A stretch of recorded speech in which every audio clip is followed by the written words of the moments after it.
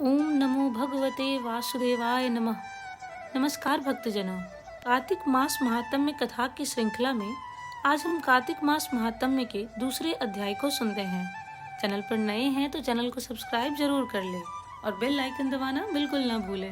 भगवान श्री कृष्ण आगे बोले, हे प्रिय, जब गुणवती को राक्षस द्वारा अपने पिता एवं पति के मारे जाने का समाचार मिला तो वह विलाप करने लगी। हा नाथ, हा पिता, मुझको त्याग कर तुम कहाँ चले गए? मैं अकेली स्त्री तुम्हारे बिना अब क्या करूं? अब मेरे भोजन, वस्त्र आदि की व्यवस्था कौन करेगा? घर में प्रेम पूर्वक मेरा पालन पोषण कौन करेगा? मैं कुछ भी नहीं कर सकती।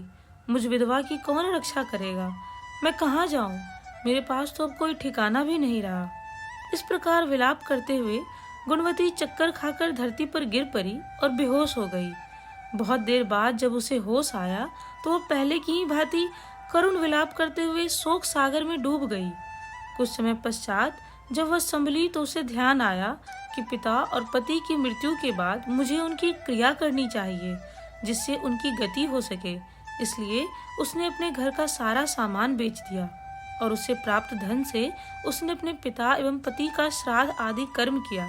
तत्पश्चात उसी नगर में रहते हुए 8 पहर भगवान विष्णु की भक्ति करने लगी। उसने मृत्यु पर्यंत तक नियम पूर्वक सभी एकादशियों का व्रत और कार्तिक महीने में उपवास एवं व्रत किए। हे प्रिय, एकादशी और कार्तिक व्रत मुझे बहुत ही प्रिय है। इनसे मुक्ति, भुक्ति, पुत्र तथा संपत्ति प्राप्त होती है। कार्तिक मास में जब तुला राशि पर सूर्य आता है तब ब्रह्म मुहूर्त में उठकर स्नान करने व व्रत व उपवास करने वाले मनुष्य मुझे बहुत प्रिय हैं, क्योंकि यदि उन्होंने पाप भी किए हों तो भी वो स्नान व व्रत के प्रभाव से उन्हें मोक्ष प्राप्त हो जाता है। कार्तिक में स्नान, जागरण, दीपदान तथा तुलसी के पौधे की रक्षा करने वाले मनुष्य साक्षात भगवान विष्णु के समान हैं। कार्तिक मास में मंदिर में झाड़ू लगाने वाले, स्वास्तिक बनाने वाले तथा भगवान विष्णु की पूजा करने वाले मनुष्य जन्म मरण के चक्कर से छुटकारा पा जाते हैं। यह सुनकर गुणवती भी प्रतिवर्ष श्रद्धापूर्वक कार्तिक का व्रत और भगवान विष्णु की पूजा करने लगी।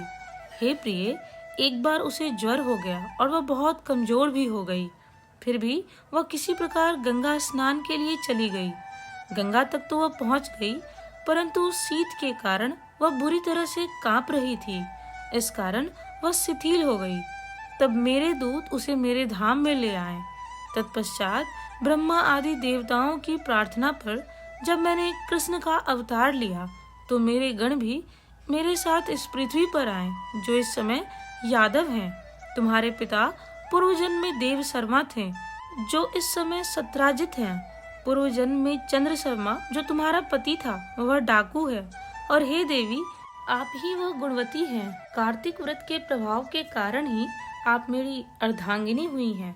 पूर्व जन्म में आपने जो मेरे मंदिर के द्वार पर तुलसी का पौधा लगाया था, इस समय वह आपके महलों के आंगन में कल्प वृक्ष के रूप में विद्यमान है। उस जन्म में जो आपने दीपदान किया था, उसी कारण आपकी देह इतनी सुंदर है और आपके घर में साक्षात लक्ष्मी का वास है। चूँकि आपने पूर्व जन्म में अपने सभी व्रतों का फल पति स्वरूप विष्णु को अर्पित किया था, उसी के प्रभाव से इस जन्म में आप मेरी प्रिय पत्नी हुई हो। पूर्व जन्म में आपने नियम पूर्वक जो कार्तिक मास का व्रत किया था, उसी के कारण मेरा और आपका कभी वियोग नहीं होगा। इस प्रकार कार्तिक मास में व्रत आदि करने वाले मनुष्य मुझे आपके समान प्रिय हैं।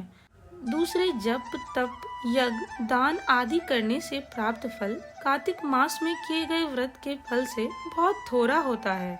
अर्थात कार्तिक मास के व्रतों का 16वां भाग भी नहीं होता है। इस प्रकार सत्यभामा भगवान श्री कृष्ण के मुख से अपने पूर्व जन्म के पुण्य का प्रभाव सुनकर बहुत प्रसन्न हुई। इति श्री द्वितीय अध्याय। बोलिए भगवान विष्णु की जय। धन्यवाद।